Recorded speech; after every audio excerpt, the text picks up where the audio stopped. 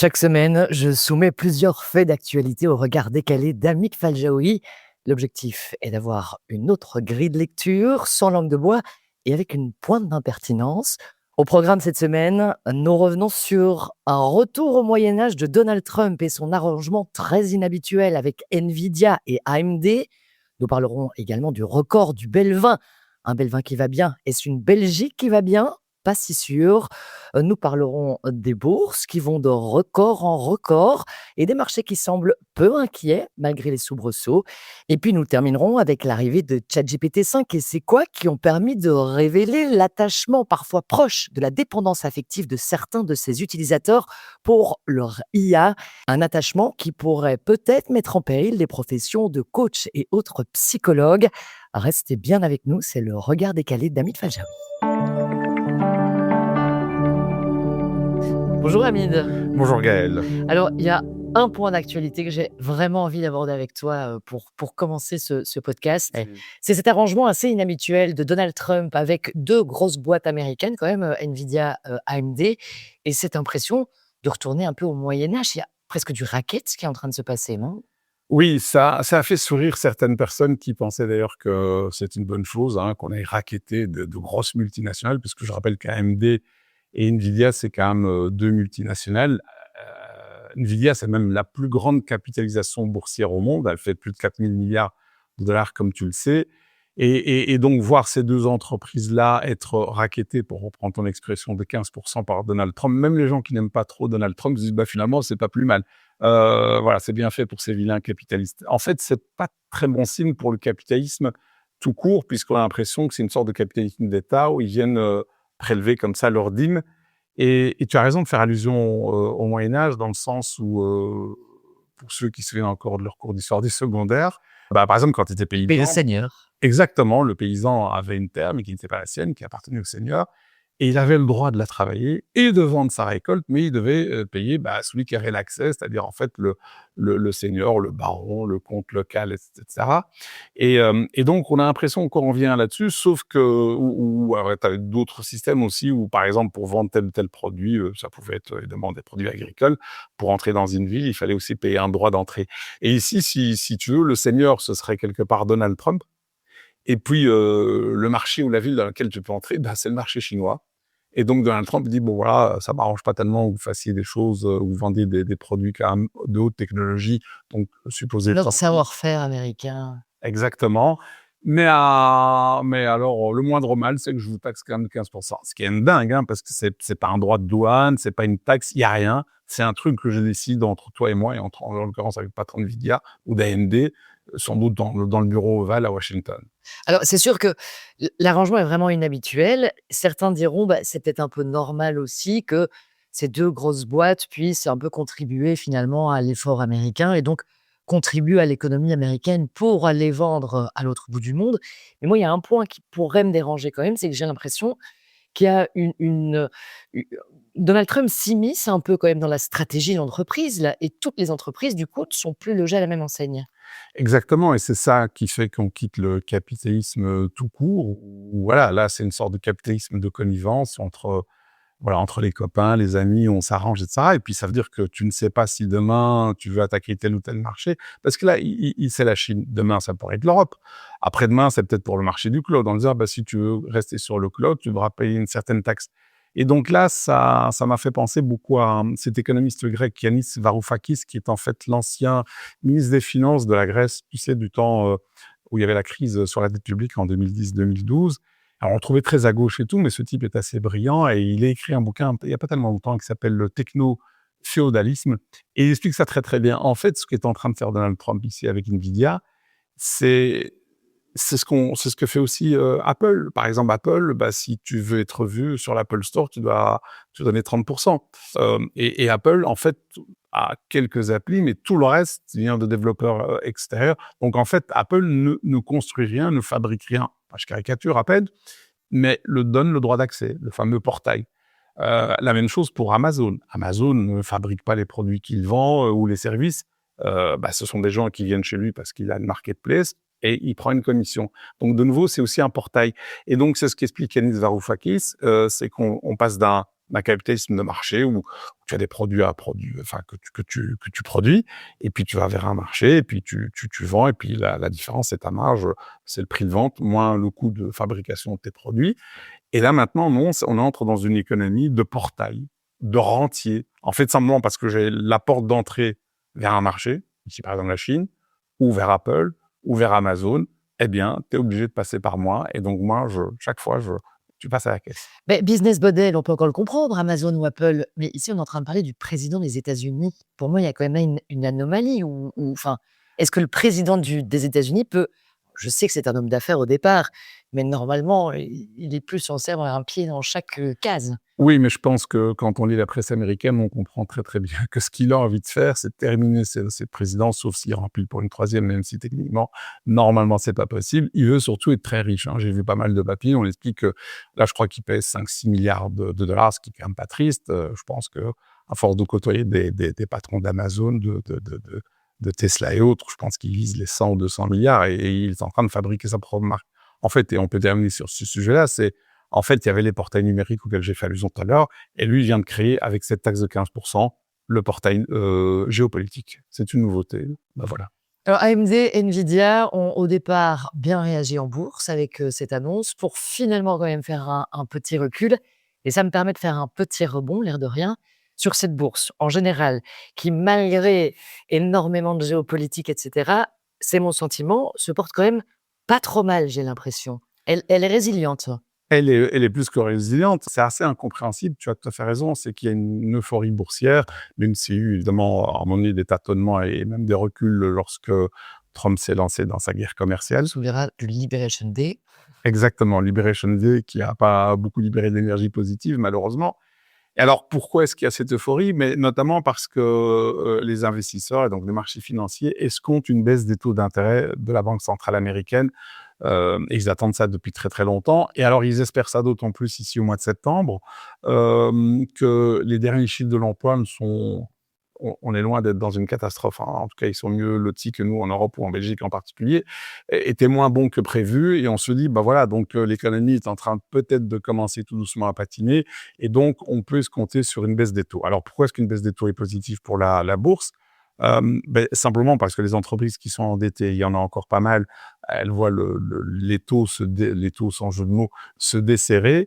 Et puis aussi, quand les taux sont plus bas, bah, ça te permet plus facilement d'investir dans de nouveaux projets, etc. Puisque finalement, c'est quoi le calcul d'un investisseur? C'est quelle est ma rentabilité? Et généralement, j'ai pas tout l'argent pour le faire, donc je dois aller emprunter. Et c'est la différence entre le fait que ça me rentabilise autant, moins les coûts. Donc, plus le coût de financement est faible, plus tu vas te lancer dans des projets. Voilà. Donc ça, c'est ce qui positive la bourse pour le moment. Alors, est-ce que cette euphorie va durer? J'en sais rien, d'autant que pas plus tard que cette semaine, mardi, mercredi, je sais pas si tu as vu ça, quelques valeurs technologiques ont ramassé des claques. J'allais te demander parce que elle, par contre, alors qu'on misait quand même beaucoup sur elle, ça a l'air d'être vraiment compliqué parfois. Oui, c'est enfin, plus compliqué, c'est toujours, quel est son C'est point de une montagne référence? russe. C'est des montagnes russes, et Ouais. cetera. Là, il y a eu quelques chocs, quelques soubresauts mardi, mercredi, et notamment pour Nvidia dont on parlait tout à l'heure par rapport aux 15%. Alors, qu'est-ce qui s'est passé? C'est qu'en fait, il y a eu 2 événements concomitants qui ont un petit peu refroidi les ardeurs des investisseurs par rapport à l'IA. Parce que je te rappelle que pour le moment, l'IA était le ou l'un des moteurs principaux, pour booster les cours de bourse. Ce qui a douché un petit peu l'optimisme des investisseurs, c'est 2 choses. Un rapport du MIT, hein, tu connais cette Ouais. université technologique aux États-Unis qui est très, très connue et qui a fait un sondage, enfin une étude même, et dans lequel on voit que 95% des projets liés à l'IA n'ont pas donné le rendement escompté. Voilà. Et ça coûte très cher. Et ça coûte très cher, exactement. Et alors, c'est vrai que c'est un peu contre-intuitif parce qu'on nous bassine tous les jours, et je contribue moi-même à faire des papiers là-dessus où on montre que l'IA va chambouler tel secteur. Mais c'est peut-être le vieil adage, je crois que c'est Bill Gates qui disait ça, c'est que on surestime à court terme certaines inventions et on les sous-estime à long terme. Peut-être qu'on est dans ce cadre-là. Donc ça, c'est le premier élément, c'est ce rapport du MIT. Puis le deuxième élément qui a aussi douché un peu les ardeurs, c'est Sam Altman, le patron d'OpenAI, donc la maison mère de ChatGPT, c'est the gourou de l'IA, voilà. Et donc, lui a clairement, au détour d'une interview, dit qu'il y avait sans doute un excès de confiance, une sorte d'exubérance irrationnelle, pour parler comme le font les financiers. Et même s'il reconnaît qu'à long terme, toutes les promesses de l'IA, d'après lui, seront tenues, de toute façon, il n'a pas intérêt à dire le contraire, puisque je rappelle quand même qu'il est à la tête d'une entreprise qui n'est pas cotée en bourse et qui est la plus valorisée au monde. Donc lui, il a intérêt à faire un narratif aussi sympa. Mais enfin, il a quand même dit qu'à court terme, c'est peut-être excessif. Et donc, ces deux éléments, le rapport du MIT, plus le discours un petit peu alarmiste de Sam Altman, a contribué à doucher un peu les ardeurs des investisseurs. Mais bon, voilà, c'est momentané. On va revenir, si tu veux bien, sur Sam Altman et cette exubérance de l'IA dans un instant, Avec parce qu'il y a plaisir. pas mal de choses à dire. Mais avant ça, je voudrais quand même, on parle beaucoup des États-Unis au niveau boursier. Il faut quand même revenir sur ce Belvin, Oui, on vit en Belgique, tu as raison. ramené à un niveau qu'on n'avait plus vu depuis 2007. Il a passé les 4000 points. C'était juste avant la crise financière de 2008, donc il y a 18 ans. Est-ce qu'on prend ça comme une bonne nouvelle? Alors certains ne trouvent pas que c'est une bonne nouvelle parce qu'on a mis 18 ans, c'est quand même très très long pour revenir au point de départ, si je puis dire, c'est-à-dire le plus haut sommet. Moi, je pense que les bonnes nouvelles, il y en a pas tellement, donc on en prend une. Il faut pas bouder son plaisir. Ça, c'est la première raison. La deuxième raison, c'est qu'on n'est effectivement pas le seul indice qui a traîné à retrouver son sommet. Alors, je remonte évidemment dans l'histoire, mais par exemple pour l'indice Dow Jones, donc États-Unis, l'indice principal en tout cas à l'époque, lorsqu'il y a eu la crise de 29, qui a duré jusqu'en 32, il a fallu 25 ans. 25 ans. Et si on prend le Japon, qui est quand même pas un pays du tiers-monde, qui a aussi je dirais une croissance boursière phénoménale, en 1989, ils ont eu une grosse crise et ils ont mis 35 ans pour retrouver leur sommet. Alors, c'est vrai que si on regarde les chiffres sur le long terme, ce qu'a fait l'une ou l'autre banque, l'indice Belvin, c'est pas le meilleur des indices en termes de rendement, je crois, de mémoire, qu'on fait 2,5% en moyenne, ce qui est vraiment pas top. Alors, tu disais effectivement, c'est vrai qu'on vit en Belgique, mais on remarque, et j'en parle avec pas mal de banquiers et de private bankers, c'est que de plus en plus de Belges sont surtout investis dans d'autres indices à l'étranger, et notamment aux États-Unis, le Nasdaq et les fameux GAFAM, donc les valeurs technologiques qui sont extrêmement importantes et qui sont pratiquement le portefeuille de tous les Belges, je pense. Alors, une crainte que moi je pourrais avoir, c'est de me dire: «OK, 2007, on a atteint un record, 2008, on s'est crashé. Est-ce que 2025, on attend un record, 2026, c'est la crise financière?» Alors, moi, je suis pas Madame Irma, j'ai pas de sinon je serais riche, hein, si je le savais. D'ailleurs, les gens qu'on interroge, les experts, ça me fait souvent rire. Tout ce qu'ils peuvent faire, c'est des prévisions, c'est des raisonnements, mais après, il y a la réalité qui peut arriver assez brutalement. Par exemple, on s'attendait pas à ce que les actions européennes performent très, très bien cette année. Si tu remarques le consensus de la plupart des économistes, hein, tous Ah, moi, je me brillants. souviens de clôturer l'année 2024 où on disait: «Focus USA, techno USA, misez tout sur les USA en 2025». Finalement, les 2 marchés se portent bien au final, alors qu'au début du premier trimestre, voire même semestre, c'était plutôt les bourses européennes qui se portaient mieux. D'ailleurs, on le voit bien, le DAX se porte bien, même le CAC 40 et le BEL 20, on y a fait allusion. Alors après, le BEL 20, moi, j'en sais strictement rien. Ce qu'il y a, c'est que j'écoutais ce que disait le CEO de la bourse de Bruxelles, d'Euronext Bruxelles. Il était assez content, je veux bien le croire. Ça attire un peu le regard sur la bourse de Bruxelles. On se rend compte aussi quand même qu'il y a quelques nuages euh, sur ce qui peut arriver aux États-Unis, et donc l'Europe peut être une bonne alternative, une bonne diversification, parce que pour le moment, ça se passe bien aux États-Unis, mais il y a quand même beaucoup d'investisseurs avec lesquels je discute qui ont un petit peu peur de ce qui se passe aux Ouais. États-Unis. D'abord, parce que la Federal Reserve, la banque centrale américaine, est sous pression de Trump. Alors jusqu'à présent, son président, Jérôme Powell, résiste aux attaques de notre ami Trump qui veut le forcer à baisser les taux. Mais au plus tard, l'année prochaine, en 2026, il y aura, s'il n'a pas craqué d'ici là, Jérôme Powell sera remplacé par quelqu'un d'autre.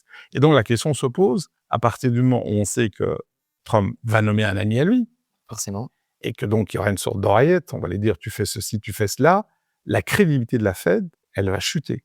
Et donc ça, c'est pas bon. Deuxième chose, tu l'as vu sans doute aussi la semaine dernière, il y a quelques jours, il y avait des chiffres de l'emploi qui n'étaient pas très bons, et ça a mis en rage folle notre ami Donald Trump, qui partait du principe que ce n'était pas possible, que c'était une manière de saboter sa présidence. Et donc, ni une ni deux, il a limogé le patron des statistiques liées à l'emploi. alors qu'en fait, c'était assez classique. Et il a même fait une conférence de presse quelques jours après pour démontrer que ces chiffres de l'emploi étaient falsifiés dès le départ et que ce type était, en fait, ce dirigeant était un ami de Joe Biden. Enfin, voilà. Mais donc, à partir du moment où on va avoir une pression sur la Fed et que demain, il va mettre un ami à lui et que même sur des statistiques officielles, il va mettre des amis à lui, il limoge des gens, en fait, la data, c'est un actif. À partir du moment où ce qui sort des statistiques américaines dans les quelques mois qui viennent, on ne sait plus si c'est fiable ou si ça a été traficoté, ça risque de poser des questions sur la fiabilité, je dirais, des chiffres macroéconomiques, voire même microéconomiques américains. Donc ça, c'est quelque chose dont on a très, très peu parlé. Venons maintenant à cette IA justement, retournons aux États-Unis. On a annoncé, Sam Altman a présenté il y a quelques jours son ChatGPT 5. Beaucoup parlaient d'un avant et un après l'été 2025, quelque chose qui va changer le monde. Ce nouveau, assistant ChatGPT 5 étant incroyablement plus performant que tout ce qui a été, fait avant. Il en était tellement certain d'ailleurs qu'il a supprimé toutes les autres, Les autres fonctionnalités, modèles, les tous autres les autres modèles. modèles. Et puis là, au moment de sa sortie, c'est des critiques qui ne cessent pas. Beaucoup de gens se plaignent d'un ChatGPT qui n'a plus la même humanité, qui n'a plus le même, voilà, on dit même il n'est pas capable de résoudre un problème de maternelle. Et donc, les gens, ce ChatGPT-là, ils ne l'aiment pas. Alors, ils l'aiment pas. Voilà, ceux qui font du bruit, on les entend, mais c'est pas pour ça qu'ils sont majoritaires. Alors Sam Altman dit que sur les 800 millions d'abonnés, c'est 1% d'entre eux qui se sont plaints. Je pense que c'est un peu plus puisqu'il a quand même tenu compte de leurs récriminations. D'ailleurs, la preuve, c'est que, tu as raison. D'abord, GPT-5 est nettement mieux techniquement que, tous les anciens modèles. Il a un niveau de doctorant dans toutes les matières, ce sont les propos d'ailleurs de Sam Altman. Il a diminué aussi le nombre d'hallucinations, donc c'était quand même un des gros défauts qu'avaient les anciens modèles. Et puis il a aussi diminué ce ton flagorneur quand tu le sais, il te donnait toujours raison, tu posais n'importe quelle Mais question. c'était bien. Alors c'était bien et justement voilà, c'est ça qu'a découvert, Sam Altman. N'oublie pas que c'est quelqu'un qui est Asperger, il est entouré d'ingénieurs et ça, ils ne l'ont pas vu venir, c'est que les gens se sont attachés à leur ancien modèle. Parce qu'effectivement, quand tu regardes la manière dont les gens, font usage de ChatGPT ou de tout autre, bah, il y a ceux qui cherchent les réponses qu'ils auraient pu trouver chez Google. Bah, voilà, c'est un peu stupide, mais pourquoi pas? Et puis d'autres qui l'utilisent comme outil de productivité pour en faire leur PowerPoint, leur résumé, je ne sais quoi de ça. Et puis d'autres pour brainstormer. Et puis il y en a certains qui ont commencé à initier vers la confidence, à lui poser des questions sur leur vie privée, leur vie personnelle, comme coach, comme psy pratiquement. Et là, évidemment, ils n'ont plus retrouvé ce ton chaleureux. Ils avaient des réponses plus sèches, plus directes, tout à fait documentées. Et certains travaillent aussi avec la voix, donc ils n'ont plus retrouvé cette voix Ouais, chaleureuse. moi, je l'utilise comme professeur de maths pour mon fils Oui. et j'admets que mon fils n'a jamais autant aimé faire des maths, peut-être pas à ce point-là, mais quand même beaucoup plus, que d'avoir avec lui un coach qui est calme, qui lui donne alors même quand il a tort, il lui dit pas: «Attends, tu te gourres complètement». Non, il est toujours encourageant et donc il y avait cette empathie-là, qui change avec ce nouveau ChatGPT, moins empathique, mais du coup, ça devient un méchant prof de maths. Alors, n'exagérons pas, c'est pas que c'est un méchant prof de maths, mais effectivement, Sam Altman et ses équipes en tiennent compte. Donc, ils ont déjà fait une première chose, c'est que maintenant, tu peux, tout en étant sur le GPT-5, tu peux avoir accès, en tout cas pour ceux qui ont la version payante, au 4O, l'ancienne version. Et ils sont en train de préparer un GPT-5, ils travaillent dessus, je sais pas, dans X mois, ça arrivera, j'imagine, qui sera un peu plus chaleureux, qui aura, si tu veux, les qualités du GPT-5 actuel, qui est beaucoup plus performant, mais aussi le ton. Alors évidemment, ça pose la question, et ça, personne ne l'a vu venir, c'est cet attachement.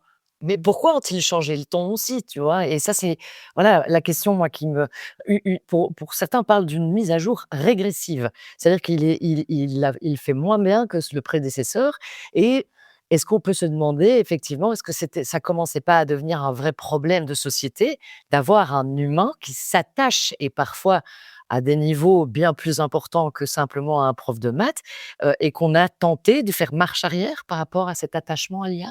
Alors moi, je suis pas dans l'esprit de Sam Altman, ça peut peut-être avoir joué dans le sens que tu indiques, mais je pense tout simplement que personne ne s'est rendu compte, si tu veux, quand tu crées cette IA, tu t'attends à un certain nombre d'usages. N'oublie pas que l'IA, au départ, est quelque chose qui est là pour nous augmenter intellectuellement, accélérer les choses, nous rendre plus rapides, ça. Finalement, on se rend compte que, voilà, il y a 2 choses qu'on n'avait pas vues. Qu'on allait s'attacher, enfin, certaines personnes allaient s'attacher, entre guillemets, «affectivement» à l'IA. Et puis 2, au lieu de nous faire gagner du temps, elle nous en fait perdre. Parce que le nombre de gens qui restent des heures dessus, Ouais. et ça, c'était pas prévu non plus au départ, tu vois. Donc voilà, on peut mettre quelque chose sur le marché, et puis c'est le marché qui décide de l'usage qu'en font les consommateurs. Alors, c'est pas l'usage prépondérant, mais c'est un usage qu'ils n'ont pas vu venir, et ils en tiennent compte pour la prochaine. Alors évidemment, maintenant, ça pose des questions en termes d'écoute pour certains métiers. Oui, j'allais dire parce qu'au point où il y a quand même certaines professions qui s'inquiètent, où tout à coup le psychologue ou le coach de vie, on va plus le voir ou on l'appelle plus, on fait appel à ChatGPT qui jouait très, très bien ce rôle-là, en tout cas. Oui, et ça, c'est quelque chose aussi de nouveau que personne n'a vu venir. On a beaucoup vu, lu des articles qui expliquent que ChatGPT, ses petits frères, Gemini, Claude, Anthropic, et cetera, Perplexity, allaient remplacer les analystes, allaient remplacer les comptables, les radiologues, les journalistes, que sais-je, et cetera. Enfin, plein de professions. Et on s'était dit, bah, tout ce qui tourne autour de l'humain, ça va être sauvegardé. Et puis là, il y a rien de plus humain qu'un coach, qu'un psy, quelqu'un en qui tu te Ouais. confies. Et là, on se rend compte, mais finalement, c'est vrai que ChatGPT, en tout cas, de nouveau, pour un certain nombre de millions de personnes tout de même, c'est devenu leur psy, c'est devenu leur confident, c'est devenu leur coach. Alors, maintenant, si on pose la question à un psychologue de formation, il va te dire: «Mais c'est pas possible, une machine ne pourra jamais remplacer». Mais alors peut-être, en tout cas pour les psychologues de haut niveau, mais je dirais pour les coachs, standards, ceux qui font juste une sorte de reboost motivationnel, ceux qui se contentent d'une certaine écoute passive et cetera, bah, ceux-là vont être bypassés évidemment par l'IA, parce que l'IA a des avantages. Tu la factures pas, tu dois pas te déplacer, Et il est immédiat, instantané, il est immédiat, disponible à la prise. exactement, et il est gratuit, donc c'est important. Donc est-ce que ça va éliminer les coachs, les psys? J'espère que non, certainement pas les tout bons, mais beaucoup de gens se contentent aussi de cela et ne veulent, on le voit bien quand on discute avec les gens, ils cherchent même pas une solution. Ce qu'ils veulent, c'est vider leur sac. C'est déposer, si tu veux, leurs soucis émotionnels à une machine, mais ils ont oublié que c'est une machine. Ce que font alors c'est là peut-être la question un peu, touchy, hein, mais c'est le but de ce regard Ouais. décalé, donc je sais que je peux me la permettre. On sait aussi que, allez, pas mal de gens ont besoin de poser leur à une époque, ils allaient au confessionnal. Est-ce qu'on pourrait se dire que ChatGPT va devenir un nouveau dieu, une nouvelle religion?